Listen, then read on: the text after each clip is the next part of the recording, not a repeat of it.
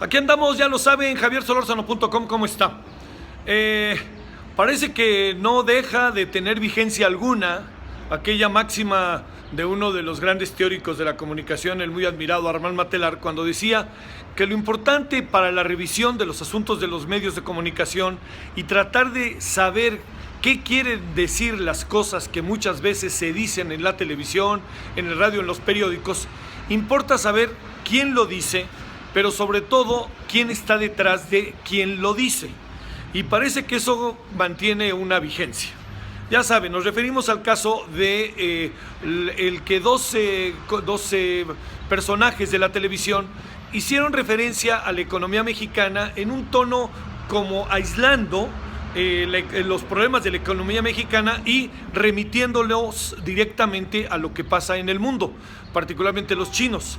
El otro día que hablábamos con el embajador chino, me decía algo que me llamó la atención. Dice, sí, nosotros tenemos problemas, ¿no? Pero ¿por qué no ustedes hicieron sus tareas y ahora nos echan la culpa de todo?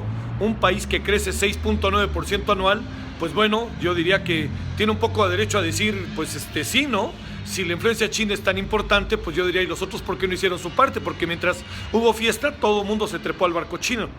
Lo que quiero decir con esto es que este tipo de mensajes en lo general acaban siendo muy contraproducentes. Y lo voy a decir por qué. Porque existen hoy mecanismos muy claros en la opinión pública de detectar y de ser críticos ante lo que pasa. Simplemente lo que estamos haciendo aquí a través del celular, a través de las redes, de los podcasts, pueden surgir voces de un enorme peso y que pueden generar una tendencia de opinión muy clara en la sociedad. A esto agreguemos que las redes por definición son muy críticas, son contestatarias, llegan a ser a veces hasta abusivas, pero yo diría que es la condición de las redes. O sea, es muy difícil tratar de cambiarle o pedir benevolencia cuando si algo requiere la vida misma es una concepción crítica, y más vale abrir la crítica al extremo que andarla tratando de guardar, cuidar, aislar o cerrar. Dicho de otra manera, este mensaje que se dio también conjunta otro elemento. Ya había habido otras experiencias en otra ocasión en el mismo Canal 2 e incluso con estos mismos conductores, particularmente el día de las elecciones.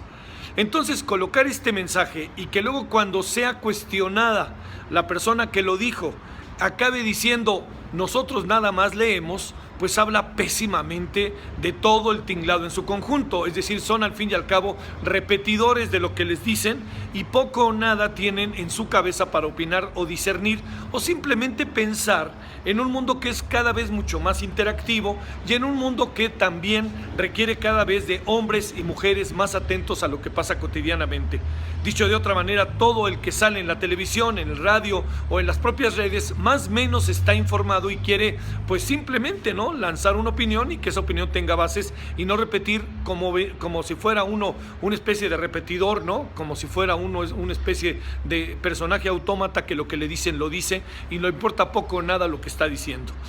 Los mensajeros y el mensaje y los mensajeros son igual de importantes. Si el mensajero, el mensaje, también tiene en el mensajero parte de su intención, por más obvio que sea.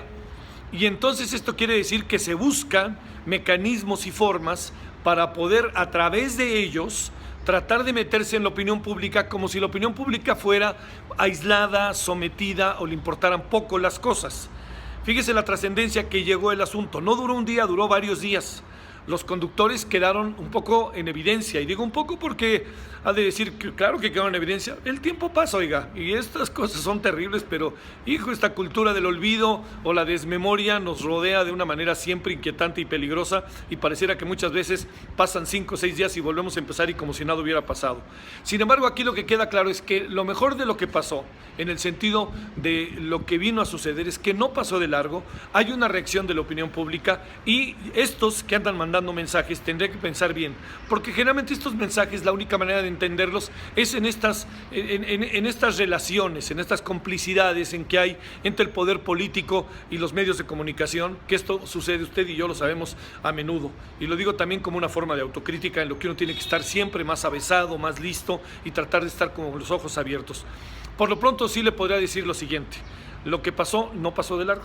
lo que pasó se quedó y ahí está, se manifestó en las redes y creo que con justa razón, porque hoy lo que pasó quiere decir que ya esos mensajes subliminales a través de conductores con buena cara ya no son tan fáciles de digerir, más bien ya se convierten en elementos críticos de la sociedad y la sociedad no lo digiere. Por otra razón, sí, la economía mexicana, si se compara, camina, sí se compara con otras naciones. Pero como no se trata de comparar, sino de ver cómo estamos, la economía mexicana no camina. Traemos deudas y adversidades de mucho tiempo. Y si de todo le vamos a echar la culpa a los chinos, pues ojalá crezcamos el 6.9 que crecieron los chinos este año, del año pasado. Ahí le mando saludos, reflexionemos sobre este tema. javiersolórzano.com. Adiós.